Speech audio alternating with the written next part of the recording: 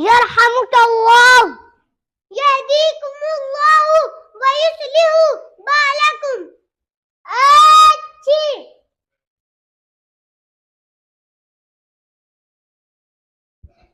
میں بھائی آپ نے میرے چھینک کا جواب کیوں نہیں دیا؟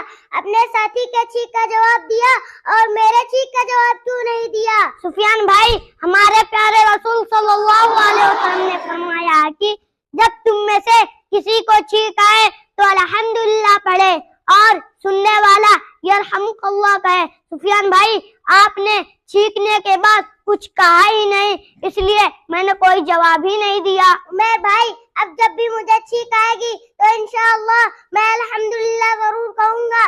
آپ کا بہت بہت شکریہ. اللہ تعالی آپ کو اس کا بہترین بدلہ عطا فرمائے. آمین. والسلام علیکم ورحمۃ اللہ وبرکاتہ.